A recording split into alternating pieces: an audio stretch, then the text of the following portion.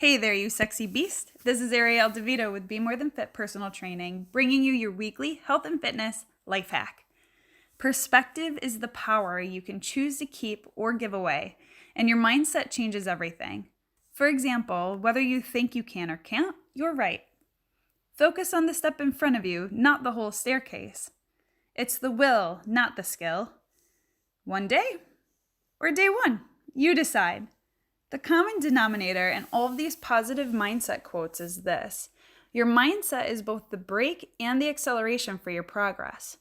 Being a good driver means knowing which to use when, and good drivers get to their desired destinations a heck of a lot faster than people who start and stop all the time. One thing that stands out in a great wellness professional is their ability to teach you how to have a great mindset. If you're ready to make a mindset shift in your health and fitness, you can come on into Be More Than Fit's newest location. We are now headquartered at the new fitness center at Phelps Community Center located in Phelps, New York. Remember that you can contact us through our website at www.bemorethanfit.com, and you can also find us on our Facebook page, BMTF Studio. This is Ariel reminding you that you deserve the best quality of life available, and it's yours for the taking.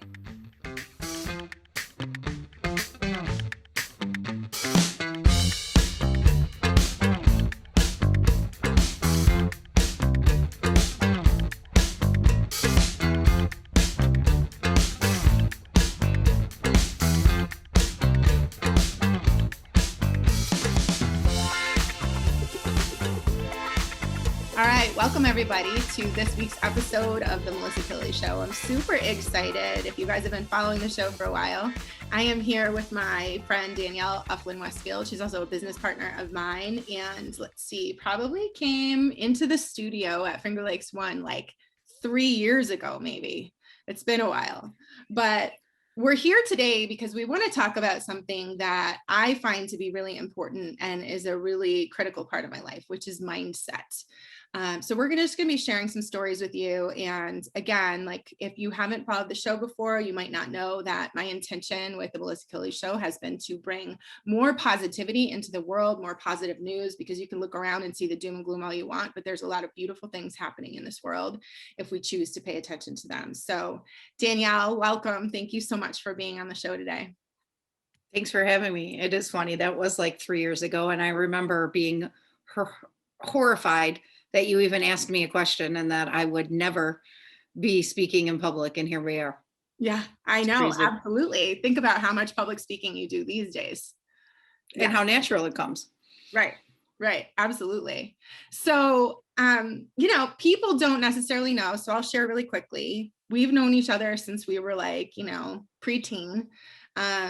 Definitely spent more time together as teenagers. We will just zip our mouth about that. And then reconnected later in life because, as I grew my business in the health and wellness industry, I knew that this was something that you would absolutely love and flourish with and benefit from. And although it took a little while before you jumped on board, I'm so grateful that you did. And I'm grateful that we get to work alongside of each other now. So I would just love if you would share a little bit about who you are and, what you do and how all of this came to be. Absolutely. So I'll start off by saying Danielle Ufland-Westfield. I reside in Buffalo, New York, and have my entire life. To go back to when me and Melissa were, hanging and getting in trouble and living a much different life. I went, to high school. I grew up in a family where my father was, it's all about who you know, not what you do. College wasn't pushed upon us. I mean, if we wanted it, great, but it wasn't a necessity. So right out of high school, I went into a customer service business that my aunt worked at, a furniture store, worked my way to the top. Ended up finding myself to have too much responsibility too young and on salary. And luckily for me, one of my top strengths is fairness and honesty. And I knew I was never going to show up more than 37 hours. So 2 weeks in, I decided to give them my 2-week notice. They were very upset about it. They took a chance on me.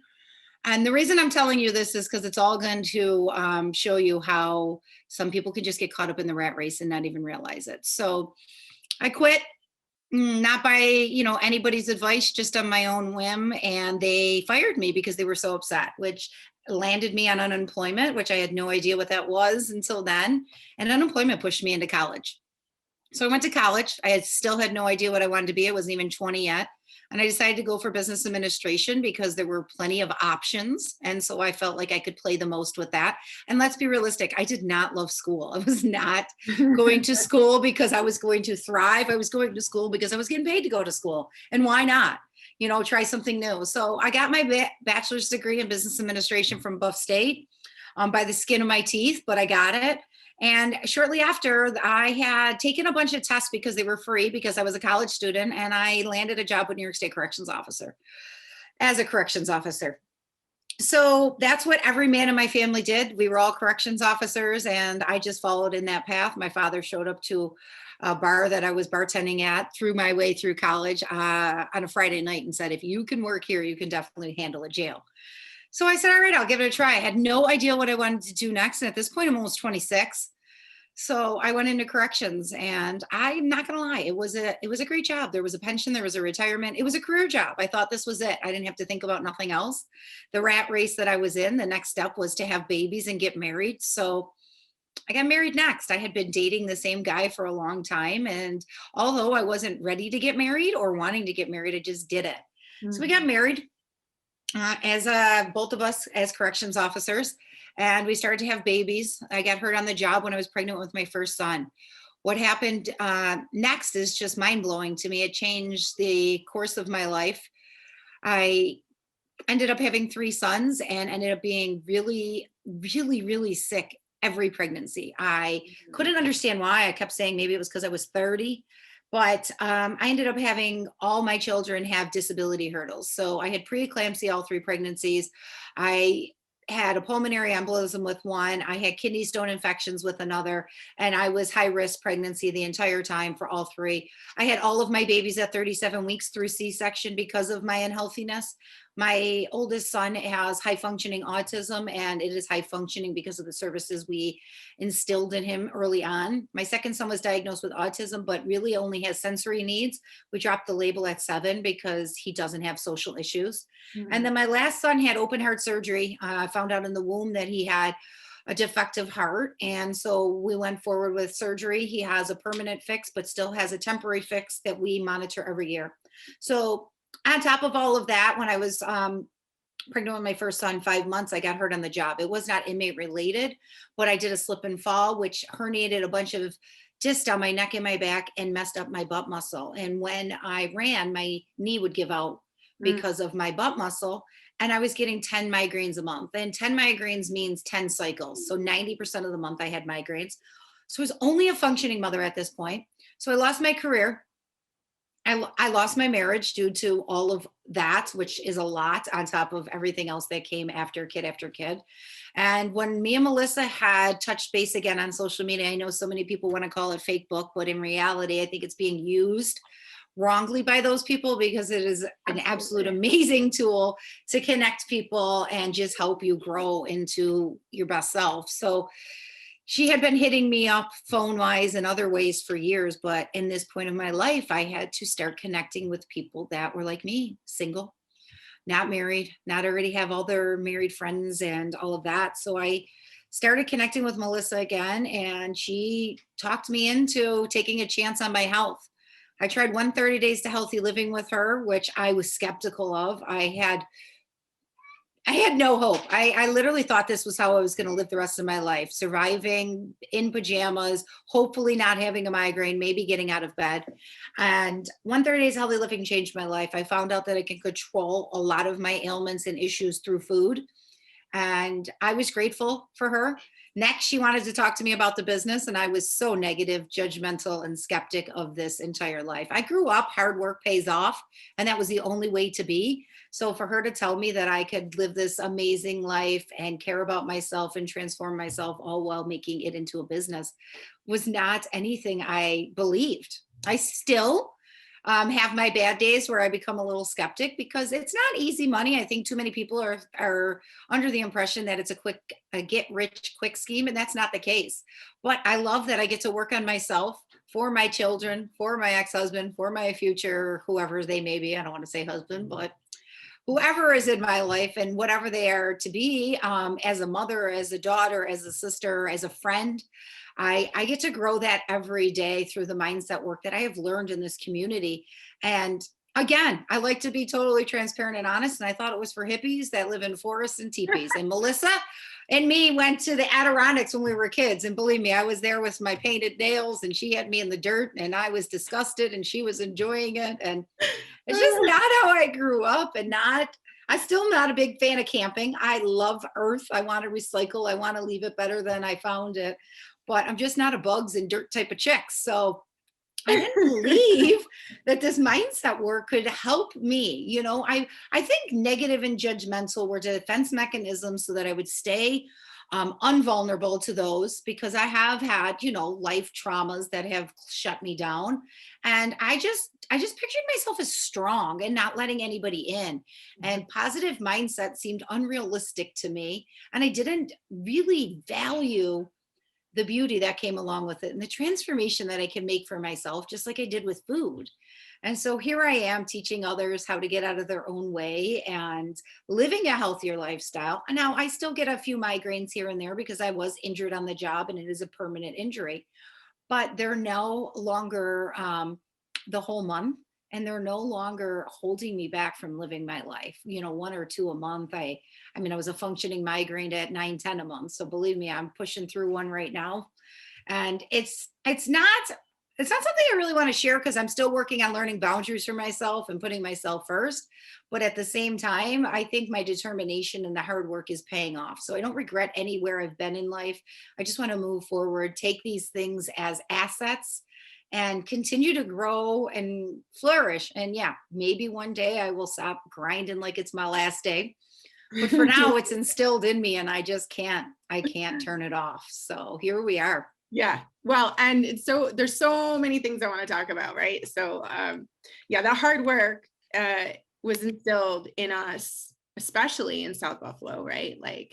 I just think about Buffalo in general. It's like that industrial city. Like, we're known for our grit. We're known for our ability to, persevere over a sustained period of time. Like, that's what we do. And so even when things are easy, we like to make it hard and add in more, because why not?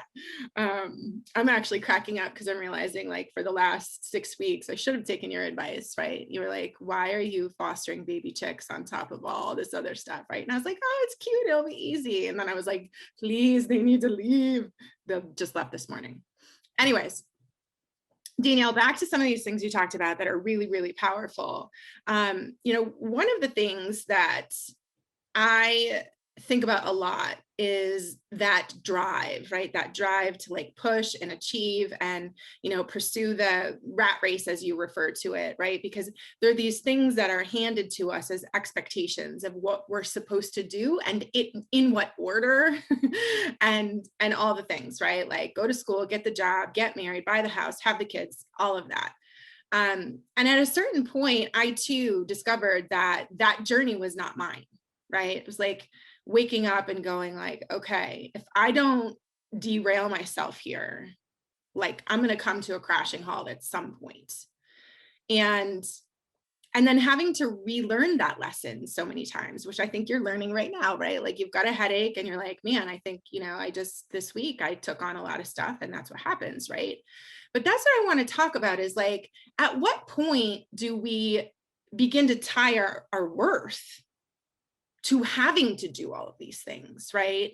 And what is it like separating it? Like, as you've gone through the mindset work over the past few years and continue to do so, what is it like for you trying to tease out, like, okay, my worth is inherent to who I am.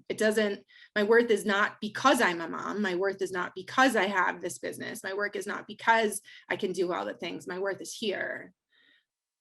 How does that work for you? And do you feel like you continue to have to work on that?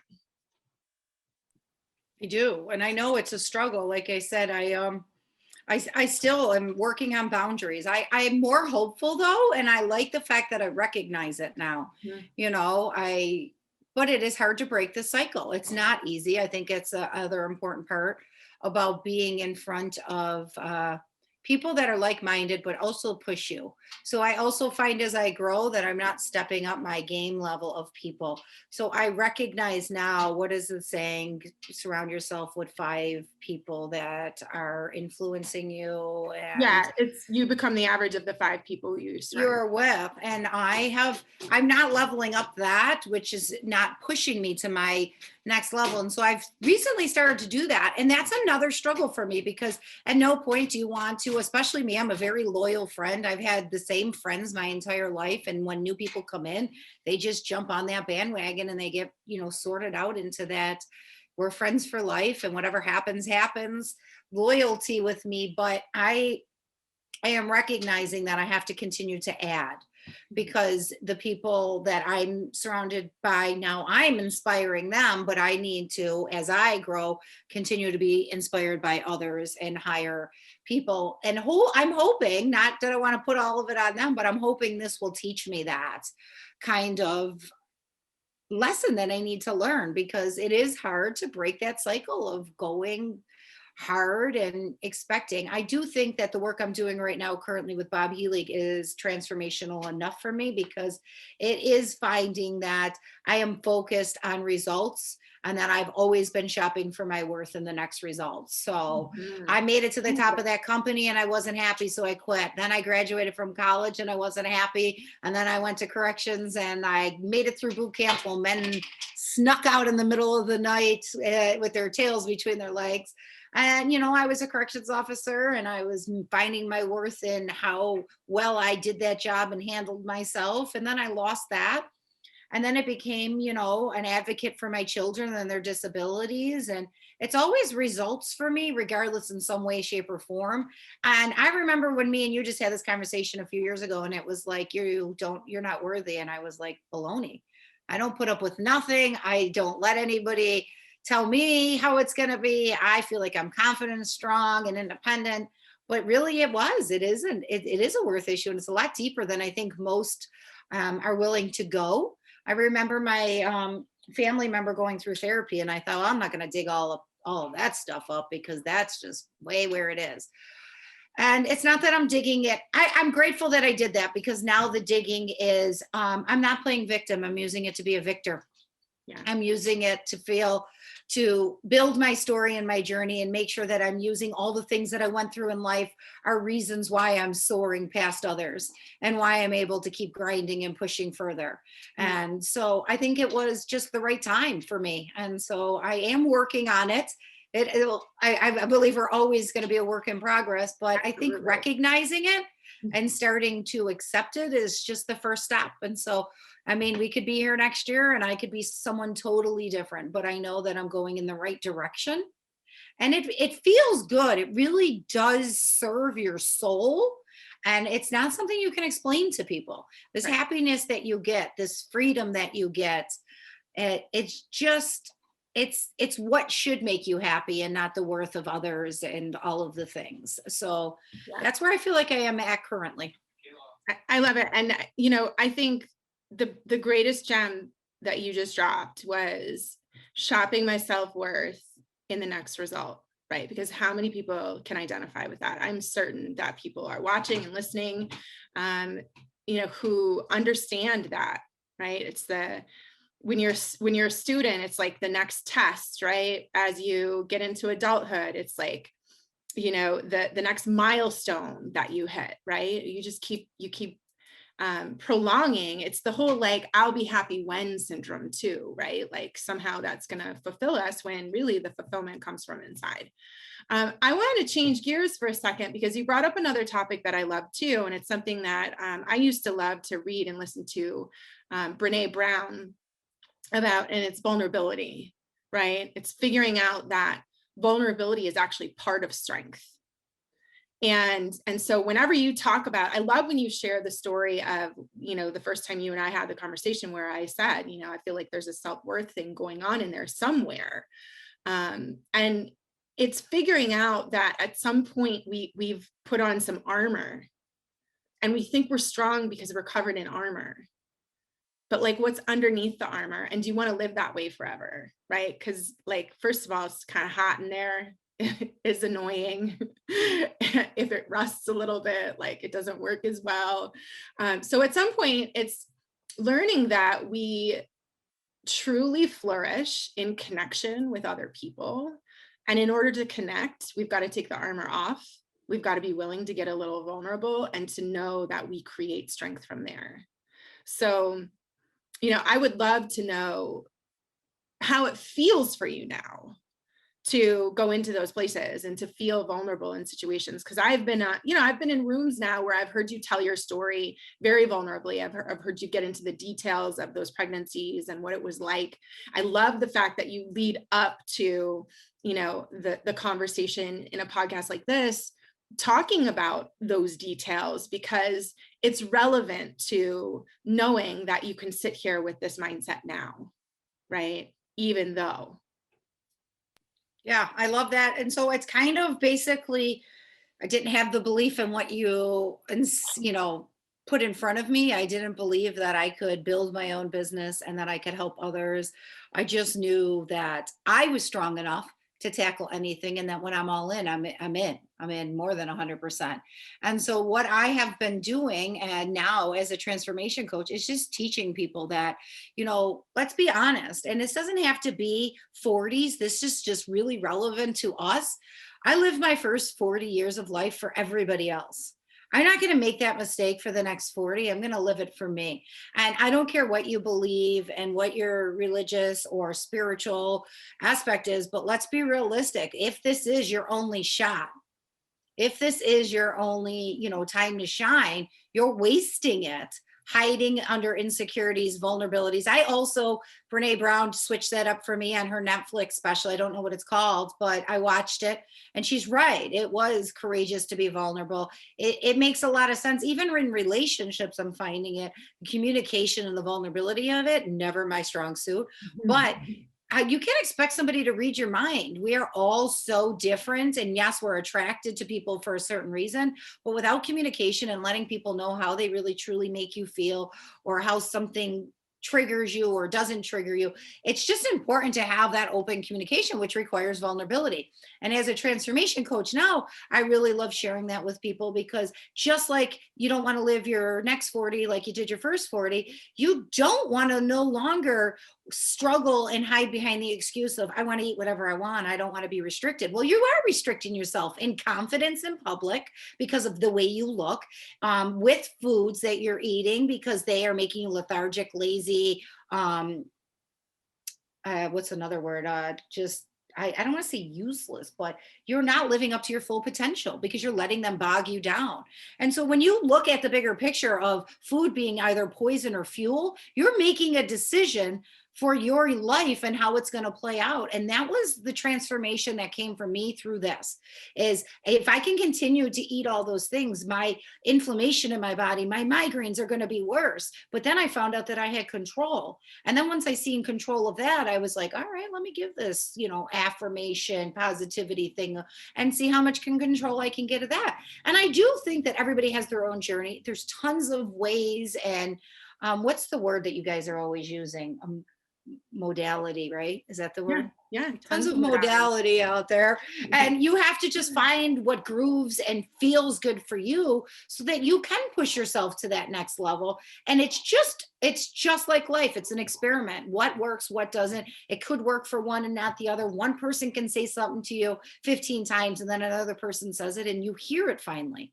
Mm-hmm. It's just going through and not making decisions that are holding me back any longer, and not listening to my ego, my fear, my scarcity mindset, and just like a child on the playground, attracted to people, I reach out to them. I feel scared about something, it pushes me to do it more. I want my children to know that they can have anything in this world, even if that means, my one son plays too many video games. Well, maybe he's going to build video games one day. Who knows? I'm not going to judge him on what he's doing as it being a waste of his life. Clearly we're parents and we're going to tug and we're going to push, but I think there's greatness in all of us, and it's really just being comfortable enough to try it all.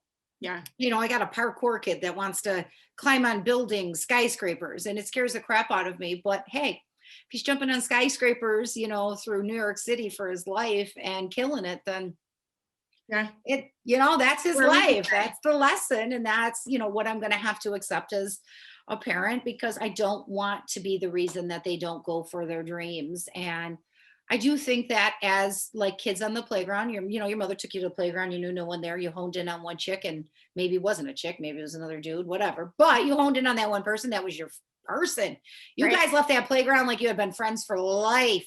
You were going to pen pal each other. You were going to see each other again. Parents never took you again. You never seen that kid again. But that's how I feel at the grocery store. If for some reason I'm drawn to somebody, if I'm standing in line and I feel an urge to talk to them, I just do it, because I think there's a reason, there's a bigger purpose of why we're crossing paths. And it's our job to dig deep and look further to see what's possible for us through running into other people that may push you and help you grow out of your own comfort zone. And why stay stuck? I mean, I could have been a South Buffalo chick sitting here doing my time in jail, waiting for my retirement, and just going through life, eating, sleeping, going through the motions, slaving through kids, doing all the things. And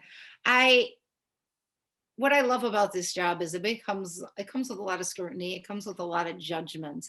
And it's so funny to come from negative and judgmental, because number one, I've never cared what people think about me. And I just love showing people that they're wrong. And so if anything's going to drive me more, it's going to be all of that.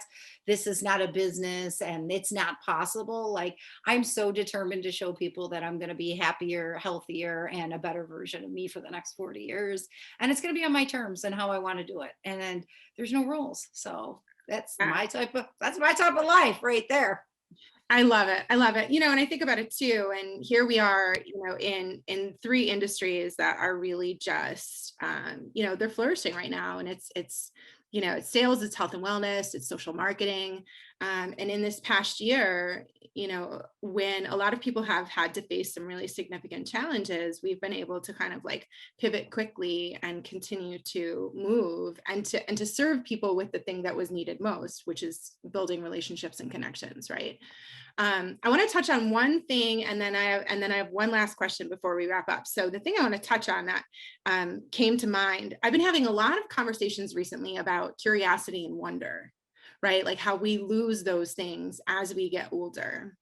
And we go into this, like, put our blinders on and do what you were talking about, which is like, just go through the motions, right? But part of the mindset work of going from the closed mindset, right, to the open mindset, to the growth mindset, is reinstalling that sense of curiosity and wonder. So the very questions you're asking about your sons, like, who knows? What if he's going to, build video games? What if he's going to, like, tower these skyscrapers and, do parkour for the rest of his life? I mean, who knows, right? But it's you being willing to ask the questions and have that spirit of wonder and curiosity. And I just wish that for so many more people. And I think that is one thing that is so incredibly valuable with all of this mindset work, right? And so the last thing I want to talk about is the community and connection piece and the friendships and the, raising the level and that kind of thing. So that quote, yes, we become the average of the 5 people we spend the most time with. It happens on every level, right? It happens, financially, it happens, with our confidence, it happens, with our health, it happens with, our education, our willingness to learn and grow. And it's interesting because we come into the work that we do by desiring to change some things about our lifestyle, right? To get a healthier lifestyle. And then all of a sudden it takes us on this total twist and turn of like, okay, now it's not just about like these foods and how we reset our body, but it's how we reset our mind and our spirit. And when it comes to those 5 people, this is the thing I would love for you to chat about, because you give that playground analogy, and I use it with a lot of people, and I'm often, citing you and crediting you because I love it, that we need to treat life more like that playground, and like we are the kids who simply see someone or are attracted to someone and their energy and be willing to pursue that with that same spirit of curiosity and wonder, because we don't know who the next 5 are. Like, I've been through periods of my life where the 5 were not so good. So I read a lot of books and they became part of my 5, right? Sometimes you listen to podcasts. Sometimes you watch the Brene Brown special on Netflix, right? To keep raising it up. But when it comes to how you find and get attracted to the people that you're looking for, what are some of the common qualities that you see and want? I think it works best, honestly, with my strengths. So going off my strengths, loyalty, fairness, honesty, tons of potty mouthing. But and that's in all forms of people. It doesn't, I think so many people think professionals or what they view as professionals aren't these people. And I beg to differ. And I think the world's changing and that people are becoming more of themselves because they're realizing if they're not, they're attracting the wrong kind of people. I can tell you, luckily for me, I have always viewed people as somebody that I can't change or that I don't want to change, and that I just pull the good out of people. And the bad is the bad. And as long as it doesn't affect me or interfere with our relationship, I don't judge or try to cast any feelings about it, because you are who you are. I mean, I've come across, I'm sorry, I'm getting a little uncomfortable. I'm coming across a lot of people in my life who are just automatic liars. They can't help it. It's just their thing. And again, it's a journey and you don't know what happened in their life and why they, resort to these kinds of behaviors, because maybe it was survival for them.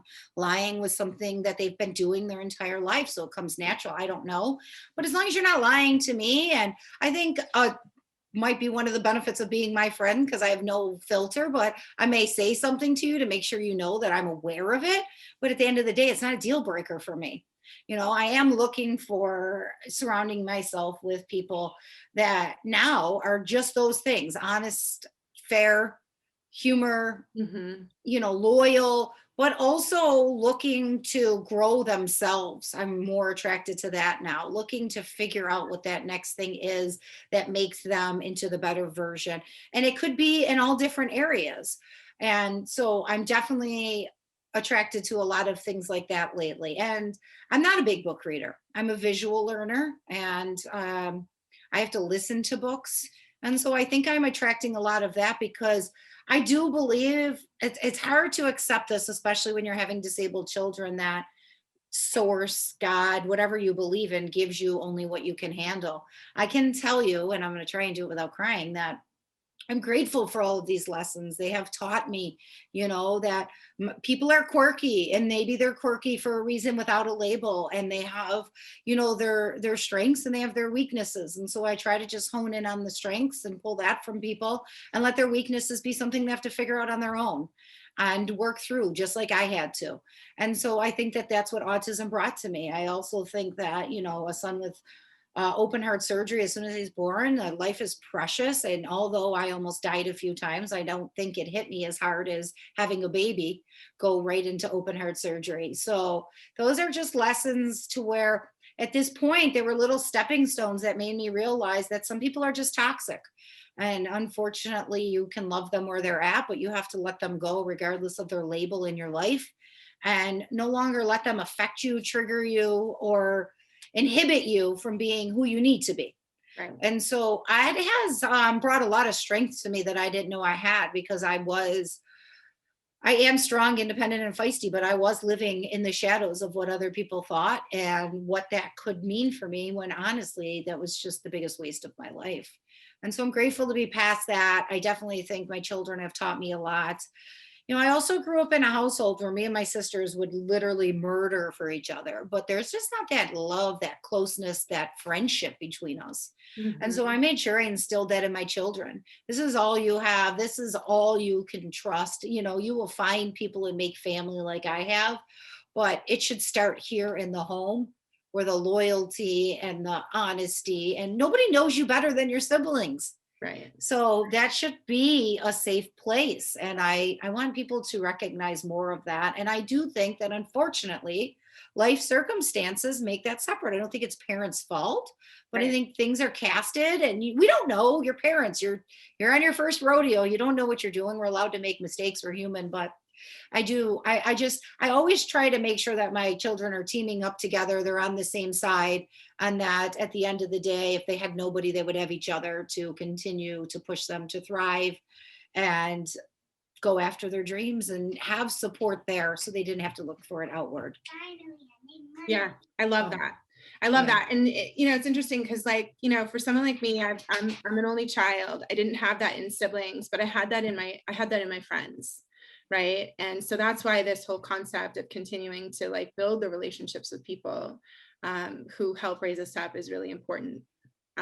So what I want to say to our listeners and people who are watching is, listen, if you need to change up some of your 5, right? If you need a new one in your 5 and you resonated with anything that we had to say, or you're inspired by anything in Danielle's story, then reach out to us, because that is what we are here to do. And I've loved just the journey, Danielle, watching you step into this space of transformational coaching, helping people live healthier lifestyles, and really just allowing them to become the best version of themselves. So thank you for everything that you do. And thank you for being here today. I hope everyone enjoyed it and, got some good takeaways. Absolutely. Thanks for having me. And I hope everybody enjoys the rest of their weekend. All right. Take care.